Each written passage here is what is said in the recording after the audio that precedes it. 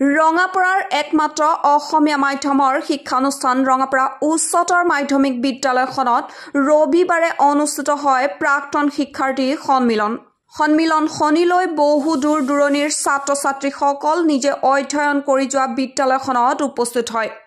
দীৰ্ঘদিনৰ মূৰত বিদ্যালয়খনত সকলোৱে উপস্থিত হয় আৰু নষ্টালজিক হৈ পৰে। সুদীৰ্ঘ ৭২ বছৰৰ পাছত শিক্ষানুষ্ঠানখনত প্ৰাক্তন ছাত্ৰ-ছাত্ৰীৰ মহামিলন ঘটে। ইফালে প্ৰাক্তন শিক্ষাৰ্থী সন্মিলনত 1951 চনত হাইস্কুল শিক্ষান্ত পৰীক্ষাত উত্তীৰ্ণ হোৱা কেইবাগৰাকী প্ৰাক্তন ছাত্ৰ-ছাত্ৰী উপস্থিত হয়। ছাত্ৰ-ছাত্ৰীসকলে বিদ্যালয়খনৰ এটা শ্ৰেণী কোঠাত প্ৰৱেশ কৰে আৰু বেঞ্চত বহি শৈশৱ কালৰ স্মৃতিবোৰ ৰোমন্থন কৰে। স্মৃতি ৰোমন্থন কৰি থকাৰ মাজতে এজনে গালে এফাকি বিহু আৰু এগৰাকী ছাত্ৰীয়ে নাচিলে বিহু। এনেদৰে প্ৰাক্তন শিক্ষাৰ্থীসকলে সমগ্ৰ দিনটো আনন্দ উপভোগ কৰে।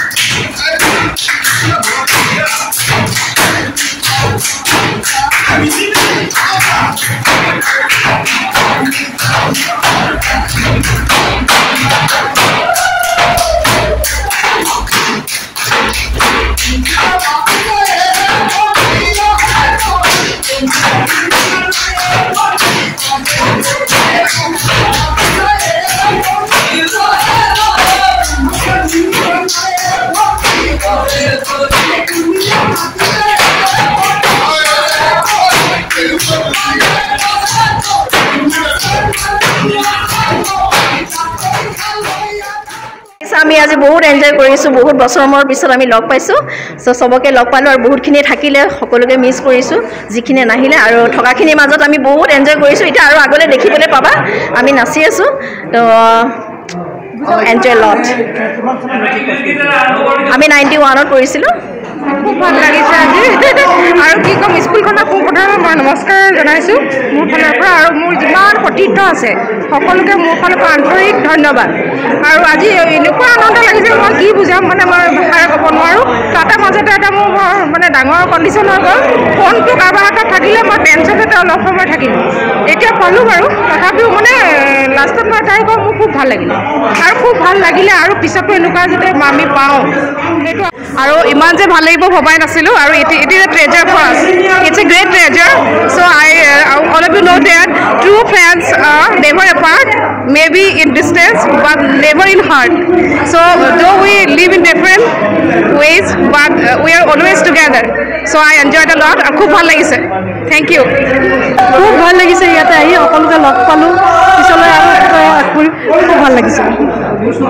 বুজাব নোৱাৰা অনুভূতি এইটো ইমান বছৰ আজি সুদীৰ্ঘ 33 বছৰৰ পিছত লগ পাইছোঁ আমি সকলোৱে মানে কিছুমানৰ মুখবোৰ পাহৰিও গৈছোঁ কিছুমানৰ মানে মনত আছে বেলেগ ধৰণৰ অনুভূতি এইটো অনুভূতি বুজাব নোৱাৰিম মানে কেনেকুৱা লাগিছে বিৰাট ভাল লাগিছে সম্ভৱ ভাল লাগিছে thank you news desk news wide Assam